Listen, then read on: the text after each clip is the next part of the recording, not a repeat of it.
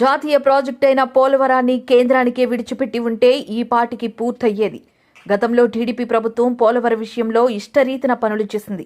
ఒక క్రమ పద్ధతిలో పనులు చేయకపోవడం వల్లే భారీ వరద వచ్చినప్పుడు డయాఫ్రమ్ వాల్ తీవ్రంగా దెబ్బతింది. Spillway, spill channel, hydraulic gates, lower, upper డ్యాంలు వైఎస్ఆర్సీపీ హయాంలోనే పూర్తయ్యాయి. కాపర్ డ్యాం జీవితకాలం 3 ఏళ్లు మాత్రమే. ఇప్పుడు నూతన డయాఫ్రమ్ వాల్ నిర్మిస్తారో లేదో స్పష్టంగా చెప్పాలి. జగనన్న అధికారంలోకి వచ్చాక పోలవరం సవరించిన అంచనాలు 55,000 కోట్ల రూపాయలకు ఆమోదించాలని కేంద్రానికి విజ్ఞప్తి చేశారు. పడిపోవడం వలన ఈ పోలవరం ప్రాజెక్ట్ డిలే అయింది. ఈ తప్పిదాలు చేసింది ఏ ప్రభుత్వంలో జరిగిందంటే చంద్రబాబు నాయుడు గారి ప్రభుత్వంలో కాదా? మళ్ళీ నేను నిన్న ఆయన నివేదిక ఇచ్చిన దాంట్లో ఈయన 70%, 80% కంప్లీట్ చేశాడంట. జగనన్న గారు కేవలం 2%, 3% చేశారని చెప్తా ఉన్నా. నేను ఇవాళ చెప్తా ఉన్నా, coffer dam, up stream coffer dam ఎవరి హయాంలో కంప్లీట్ అయిందండి? జగనన్న ప్రభుత్వంలో కాదా? డౌన్ స్ట్రీమ్ కాఫర్ డ్యామ్ ఎవరి హయాంలో కంప్లీట్ అయిందండి? జగనన్న ప్రభుత్వంలో కాదా? మొత్తం స్పిల్వే కంప్లీట్ చేసి హైడ్రాలిక్ గేట్స్ పెట్టి నీరుని నదిని డైవర్ట్ చేసి ఈ స్పిల్ ఛానల్ మీదుగా పంపించింది ఎవరి హయాంలో పంపించారండి? ఈ నీరంతా కూడా జగనన్న గారి ప్రభుత్వంలో కాదా? మరి ఇన్ని కంప్లీషన్ చేసిన ప్రభుత్వం జగనన్న గారి ప్రభుత్వం అయితే కేవలం జగనన్న 4% కంప్లీట్ చేశాడు, 5% కంప్లీట్ చేశాడని తప్పుడు లెక్కలు ఇస్తా ఉన్నారు.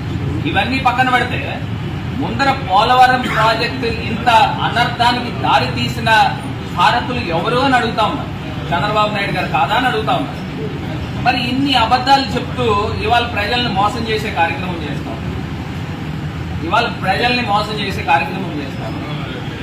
నిజంగా జగనన్న వచ్చిన తర్వాత కవర్స్ పడిన తర్వాత ఏదైతే ఈసీఆర్ఎఫ్ డ్యామ్ కట్టాలో అక్కడ హైడ్రాలిక్ కంపాక్షన్ చేసి శాండ్ ని కొన్ని లక్షల టన్నుల శాండ్ ని తీసుకుని వచ్చి దాన్ని అంతా కూడా ఒక నున్నగా క్రికెట్ స్టేడియం లో తయారు చేశారు, గ్రౌండ్ లాగా. దానిపైన అప్పుడు ఈసీఆర్ఎఫ్ డ్యామ్ కట్టాలి. ఇవన్నీ పక్కన పెడితే ఇంకా రాబోయే రోజుల్లో కొన్ని అనర్థాలు కూడా జరిగేదానికి అవకాశం ఉంది. ఒకటి, కాఫర్ డ్యామ్ యొక్క పీరియడ్, అది సస్టైన్ అయ్యే పీరియడ్ కేవలం 3 సంవత్సరాలు అనుకుంటా నాకు తెలిసి. మరి కాఫర్ డ్యామ్ మొదలుపెట్టింది చంద్రబాబు నాయుడు గారి హయాంలో 4-5 సంవత్సరాల క్రితం మొదలుపెట్టారు. మరి దాని టెన్యూర్ ఎంతకాలం ఉంటుంది? దాని స్పాన్ ఎంతకాలం ఉంటుంది? మళ్ళీ కాఫర్ డ్యామ్, ఇప్పుడు ఈసీఆర్ఎఫ్ డ్యామ్ కింద ఉన్న డయాఫ్రమ్ వాల్ ఇప్పుడు దాకా కేంద్ర ప్రభుత్వం నిర్ణయం తీసుకోవాలా అంటే ఇంకొక డయాఫ్రమ్ వాల్ కట్టాలా అక్కర్లేదా అనే దానిపైన నిర్ణయం తీసుకోవాలా. ఇదే చంద్రబాబు నాయుడు గారు ఇప్పుడు ఎన్డీఏ ప్రభుత్వంలో కీలకమైన భాగస్వామి కింద ఉన్నారు.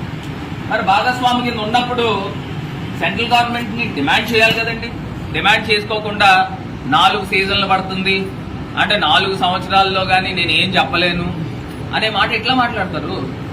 మరి ఇదే చంద్రబాబు నాయుడు గారు ఎన్డీఏ 2014లో ఉన్నప్పుడు ఆయన ఒక స్పెషల్ ప్యాకేజ్ ఒప్పుకుని 20,000 కోట్లు పోలవరం ప్రాజెక్టుకి ఇస్తే సరిపోతుంది అని ఆయన ఒప్పుకున్న మాట నిజం కాదా? సాక్షాత్తు కేంద్ర మంత్రివర్యులు పీయూష్ గోయల్ గారు ఒక సందర్భంలో కూడా చెప్పారు. మరి జగనన్న వచ్చిన తర్వాత ఆయన ఏం చేశాడండి?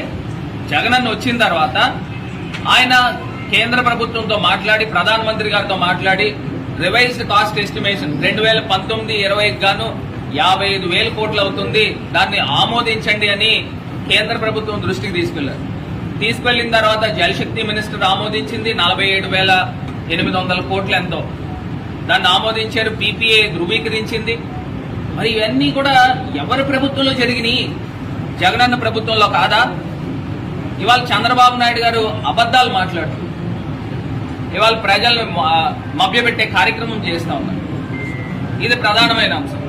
రెండోది, ఏదైతే వైఎస్ఆర్ కాంగ్రెస్ పార్టీ కార్యాలయాలపై ఏదైతే అక్కడ తాడేపల్లిలో ఒక కార్యాలయాన్ని ధ్వంసం చేశారు, కూలగొట్టారు. ఇంకా ఆంధ్రప్రదేశ్ వ్యాప్తంగా 18 కార్యాలయాలు ఎన్నాటిపైన నోటీసులు ఇచ్చి దాన్ని తొలగించే కార్యక్రమము చేస్తాము. దాని తర్వాత మేము హైకోర్టుకు వెళ్ళాము, స్టే వచ్చింది, స్టేటస్ కో వచ్చింది. అది పక్కన పెడితే ఇవాళ ఇదే తెలుగుదేశం పార్టీ, ఇదే చంద్రబాబు నాయుడు గారిని అడుగుతాము, మీరు 2014 నుంచి 19 దాకా అధికారంలో ఉన్నప్పుడు ఎక్కడెక్కడ ఎన్నెన్ని భూములు మీరు తీసుకుని ఉన్నారు? ప్రభుత్వం తరఫున మీరు 1000 రూపాయల ఎకరానికి లీజ్ తీసుకోవడం వాస్తవం కాదా? కడపలో తీసుకున్నారు, గుంటూరులో తీసుకున్నారు, అదేవిధంగా మచిలీపట్నంలో తీసుకున్నారు, శ్రీకాకుళం తీసుకున్నారు, విజయనగరం తీసుకున్నారు, విశాఖపట్నం తీసుకున్నారు. నేను చెప్పుకుంటూ వెళ్తే ఇంత పెద్ద లిస్ట్ వస్తుంది.